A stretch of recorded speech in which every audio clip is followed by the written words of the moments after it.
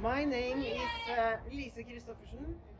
I am a Norwegian parliamentarian and a member of the Parliamentary Assembly of the Council of Europe, our pan-European human rights organization. And behind me, you see the main building of the Council of Europe in Strasbourg. Today, during the June part session of the Parliamentary Assembly, a peaceful demonstration takes place outside the Council. The participants are protesting against the numerous violations of the European Human Rights Convention committed by the regime of President Erdogan in today's Turkey. These violations take place despite the fact that Turkey became a member state of the Council of Europe in the same year as our human rights organization was founded back in 1949. As a member state, Turkey, as well as other member states, voluntarily have committed themselves to respect our European human rights, democracy, and the rule of law. After more than 70 years of membership, it's sad to witness the recent negative developments in Turkey.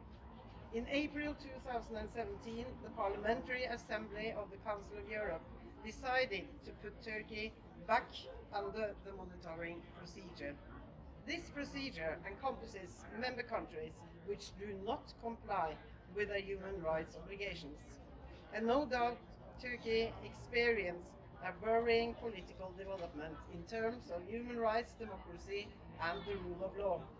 The functioning of the democratic institutions are weakened, especially the ability of the political opposition to exercise their elected mandates.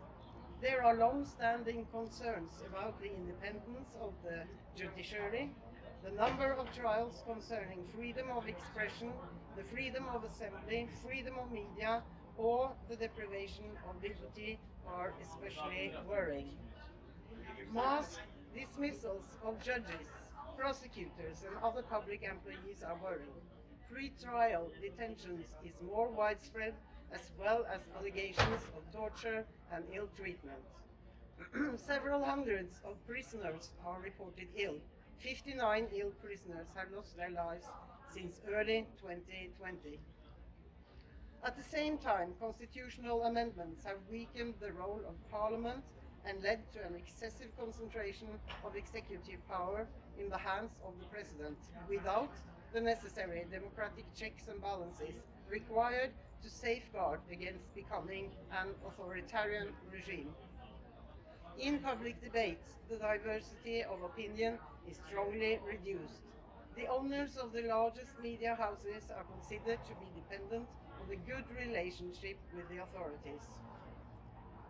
Osman Kavala''s life sentence of April 25th, after being accused of carrying out a coup, is part of the same picture. Several members of his staff have received long prison sentences. Without sentence, Kavala was held in custody from October the 8th in 2017. And in 2019, the European Court of Human Rights concluded that the charges against Kavala were false, aimed to silence him and to deter other human rights defenders. The ruling of the European Court of Human Rights came into force on May the 11th in 2020. On the 4th of May this year, Norway delivered a speech to the Council of Europe's Committee of Ministers on behalf of 37 countries to respect this ruling and to release Kavala and his staff. As one of the founding members of the Council of Europe, the Norwegian government is concerned about the negative developments in the rule of law, democracy, and human rights in Turkey. Norway urges the Turkish authorities to comply with common principles and obligations and to improve the human rights situation in the country. The life sentence against human rights activist Osman Kavala on the 25th of April confirms the lack of respect for fundamental rights in Turkey today. Thus, he can stand as a symbol for all those who suffer in Turkey today and as well as among Turkish diaspora. And let me finish by forwarding a personal and urgent appeal to the Turkish Minister of Foreign Affairs. Mr. Mehmet Çavuşoğlu, you were yourself not long ago are elected President of the Parliamentary Assembly of the Council of Europe. You know very well what respecting democracy, rule of law and human rights is all about. Thank you.